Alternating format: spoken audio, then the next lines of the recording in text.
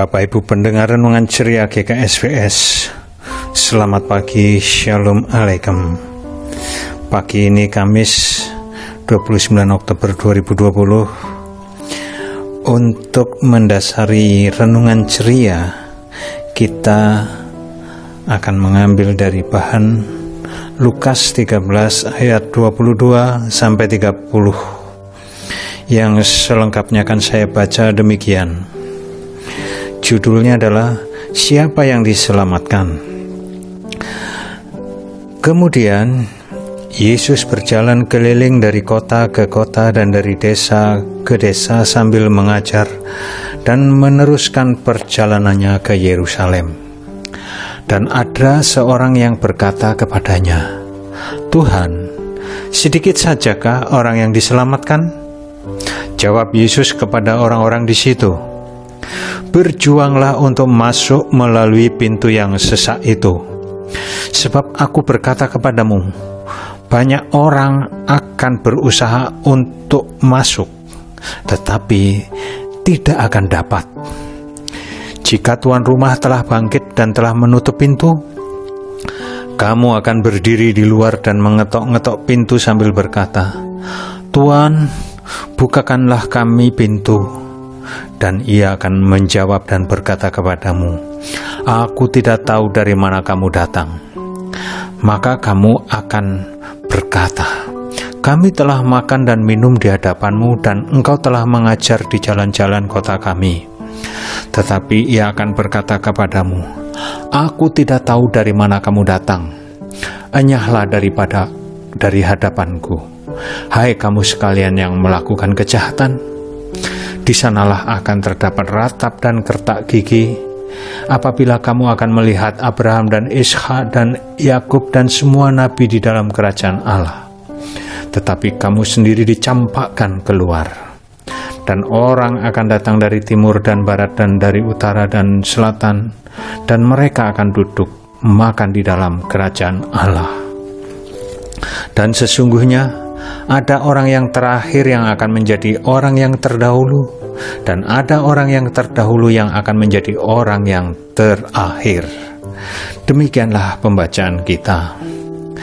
Bapak Ibu pendengar milik Tuhan Yesus Kristus, renungan ceria pagi ini diberi judul Dasar Merencanakan Kehidupan. Dalam bacaan kita ditampilkan 7 aktor untuk melukiskan jalannya cerita perikop kita.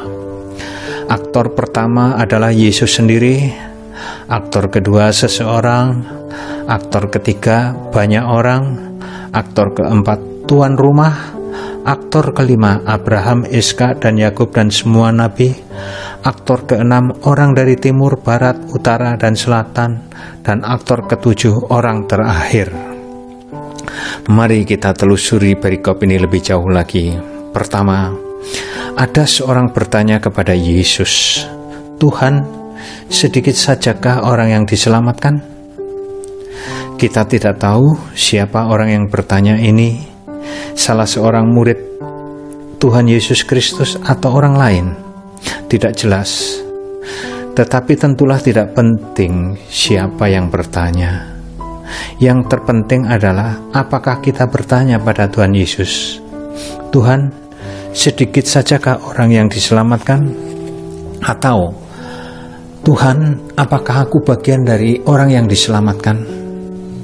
Pertanyaan pada Tuhan Yesus ini adalah serius. Jika tidak terjawab, itu akan sangat menekan jiwa. Apalagi ini sebuah pertanyaan dogmatis tentang keselamatan abadi, seperti dicatat di ayat 28. Di sanalah akan terdapat ratap dan kertak gigi, apabila kamu akan melihat Abraham dan Ishak dan Yakub dan semua nabi di dalam kerajaan Allah. Jadi pertanyaan ini bukan asal bertanya, tetapi menyangkut mati hidupnya manusia sekarang dan selama-lamanya. Apakah kita memandang penting untuk bertanya pada Tuhan Yesus? Tetapi bukan bertanya, "Tuhan, sedikit sajakah orang yang diselamatkan?" Bukan itu. Sebab sedikit atau banyak, jika kita tidak dalam keselamatan? Mubazir juga kita bertanya. Maka pertanyaannya adalah, Tuhan, apakah aku bagian dari orang yang diselamatkan? Maka Yesus akan menjawab pertanyaan kita demikian. Berjuanglah untuk masuk melalui pintu yang sesak itu. Mengapa Yesus tidak menjawab dengan instan, oh banyak, atau oh sedikit yang diselamatkan? Mengapa? Rupanya Yesus mengajak penanya untuk berpikir cerdas dan kritis. Yaitu soal keselamatan, masalahnya bukan ukuran jumlah sedikit atau banyak yang diselamatkan, tetapi untuk mendapatkan keselamatan itu terkait dengan kualitas kehidupan, yaitu berjuanglah untuk masuk melalui pintu yang sesak itu. Istilah pintu yang sesak yang dipakai oleh Tuhan Yesus adalah sebagai sebuah kiasan yang berarti jalan yang menghantar masuk atau jalan menuju kerajaan Allah. Dan menurut Yesus, jalan untuk menuju kerajaan Allah itu disebut pintu yang sesak. Jadi siapa yang ingin masuk dalam kerajaan Allah atau diselamatkan harus melalui pintu yang sesak. Menurut Yesus, banyak orang yang berusaha untuk masuk ke dalam kerajaan Allah tetapi tidak dapat. Mengapa tidak dapat? Karena tuan rumah telah bangkit dan menutup pintu. Artinya, pintu yang sesak itu adalah Yesus sendiri. Yesus yang mati dan bangkit. Dan kebangkitan Yesus telah menjadi tanda dibukanya anugerah dan ditutupnya usaha manusia. Untuk mendapatkan keselamatan, manusia tidak perlu dengan usahanya sendiri, tetapi dengan anugerah Allah. Oleh Allah, usaha manusia telah ditutup dan pintu anugerah telah dibuka. Tetapi kenyataannya orang banyak menolak untuk melalui pintu yang sesak itu, yakni anugerah Allah. Untuk mendapatkan keselamatan, orang lebih memilih mengetok-ngetok pintu kerajaan Allah dengan menggunakan cara, ukuran, kebenaran, pengetahuan, kemampuan, dan penilaiannya sendiri. Mereka gengsi menggunakan anugerah dan kemampuan Allah melalui Yesus Kristus. Mereka gengsi dapat gratisan. Mereka merasa gak keren kalau bukan hasil usaha dan hasil karya sendiri. Allah telah membuka pintu anugerah begitu lebar tetapi ditolak. Mereka lebih memilih mengetok-ngetok pintu. Artinya memilih berusaha sendiri yang sebenarnya kualitasnya jauh dari yang dianugerahkan Allah. Bahkan oleh pemilik rumah yaitu Allah Bapa, mereka tidak dikenal dan dipandang pembuat kejahatan, sebab memandang rendah kualitas anugerah Allah dan memandang tinggi kualitas usahanya sendiri, lalu menolak anugerah Allah. Jadi persyaratan orang diselamatkan sebenarnya sederhana sekali, mau membuka pintu hati menerima anugerah Allah. Jangan keraskan hatimu ketika Tuhan mengetuk pintu hidupmu. Menolak anugerah Allah adalah kejahatan mematikan tak terampuni yang identik dengan menghujat Roh Kudus. Pada hari ini, jika kamu mendengar suaranya, janganlah keraskan hatimu. Demikian nasihat Ibrani 4 ayat 7. Atau dengar kata Tuhan Yesus sendiri dalam Wahyu 3 ayat 20. Lihat, aku berdiri di muka pintu dan mengetok. Jikalau ada orang yang mendengar suaraku dan membukakan pintu, aku akan masuk mendapatkannya, dan aku akan makan bersama-sama dengan dia, dan dia bersama-sama dengan aku. Adapun ciri orang yang membuka pintu hati, gaya hidupnya akan tampak berkarakter Kristus dan dipimpin Roh Kudus. Dia menjadi garam di tempat yang hambar dan menjadi terang di tempat yang gelap. Orang yang berkarakter seperti Kristus berarti orang yang mengelola anugerah. Kini pertanyaan kita adalah, di pihak manakah kita saat ini? Bagian dari kebanyakan orang yang mengetok pintu atau melalui pintu yang sesak sebagai pengelola anugerah?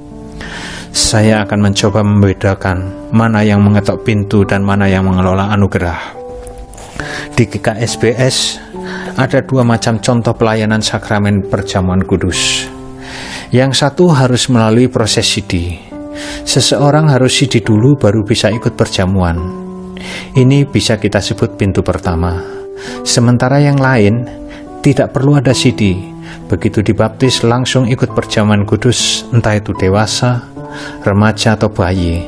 Ini kita sebut pintu kedua. Menurut kita, mana yang mengelola anugerah dan mana yang berusaha menolak anugerah? Kalau menurut renungan pagi ini, sidi adalah yang menolak anugerah. Alasannya, dia berusaha mengetuk pintu agar boleh perjamuan. Padahal sudah baptis, kenapa untuk perjamuan kudus mesti harus mengetuk pintu lagi? Padahal itu sudah melalui pintu yang sesak, sudah melalui anugerah. Jadi kalau sudah baptis, lalu mau perjamuan harus sidi dulu, itu bertentangan dengan dogma GKSBS yang telah menetapkan untuk kembali ke dogma awal pertumbuhan gereja. Mengapa? Istilah orang Jawa, dijulke endase dicekli buntute, sudah diberi anugerah keselamatan melalui baptisan, tetapi begitu mau menikmati perjamuan kok dihalangi. Jadi baptisan yang diterimanya di masa bayi itu sia-sia, tidak ada guna. Adanya sidi ini sebenarnya terjadi melalui Konsili Trinte tahun 1450-an.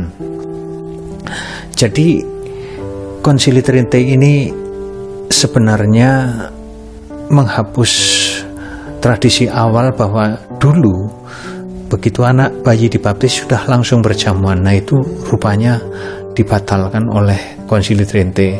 Jadi GKSBS sebetulnya sudah kembali di track yang benar, sudah kembali kepada yang sebenarnya, bahwa baptisan dan perjamuan itu kesatuan yang utuh tak terpisahkan. Nah, kita kalau melihat dari apa yang dikatakan Yesus, banyak yang berusaha masuk ke dalam kerajaan Allah tetapi tidak dapat. Ini karena apa? Karena terhalang oleh ajaran yang keliru, yaitu salah satunya memberlakukan sidi agar bisa ikut perjamuan kudus. Dan ajaran tentang sidi ini sebenarnya disadari atau tidak sebentuk usaha manusia sendiri. Lihat saja ketika anak-anak kita bersama orang yang dewasa sedang perjamuan bersama Abraham, Ishak dan Yakub, lalu yang masih memberlakukan pola lama, yaitu belum boleh ikut perjamuan kalau belum sidi. Ini seperti yang dikatakan dalam ayat 28-30. Saya membayangkan seperti itu. Demikian ceritanya. Di sanalah akan terdapat ratap dan kertak gigi, apabila kamu akan melihat Abraham dan Ishak dan Yakub dan semua nabi di dalam kerajaan Allah. Tetapi kamu sendiri dicampakkan keluar, dan orang akan datang dari timur dan barat dan dari utara dan selatan, dan mereka akan duduk makan di dalam kerajaan Allah. Dan sesungguhnya ada orang yang terakhir yang akan menjadi orang yang terdahulu, dan ada orang yang terdahulu yang akan menjadi orang yang terakhir. Itulah sebabnya sakramen sebenarnya cuma satu, yaitu sakramen keselamatan yang berupa baptisan dan perjamuan. Dengan kata lain, pintu yang sesak adalah Yesus yang terwujud dalam baptisan dan perjamuan kudus. Siapapun yang merayakan baptisan dan perjamuan kudus berarti mengelola anugerah Allah untuk tampil hidup seperti Kristus. Jadi kalau hidup mau berkualitas, harus dipikirkan dahulu keselamatan abadi yang ditandai oleh sakramen keselamatan dalam rupa baptis dan perjamuan kudus. Jika ini tidak ada, secanggih apapun rencana hidup ini tidak ada artinya. Keselamatan di dunia harus dijiwai oleh anugerah keselamatan abadi di dalam Kristus. Anugerah adalah dasar rencana kehidupan. Ada istilah Latin, ada istilah Latin, extra Christus nulla salus. Artinya, di luar Kristus tidak ada keselamatan. Jadi bagaimana kita akan mengelola anugerah jika di luar Kristus? Mustahil. Banyak umat yang mengaku sebagai pengikut Kristus, tetapi apakah Yesus atau Kristus yang dikiaskan sebagai pintu yang sesak dan menutup pintu? Hanya gereja yang mengaku Yesus itu adalah firman Allah yang menjadi manusia, dan mengakui Allah itu Tritunggal, itulah gereja yang berada di pintu yang sesak. Gereja yang datang dari barat, utara, timur, maupun selatan. Amin.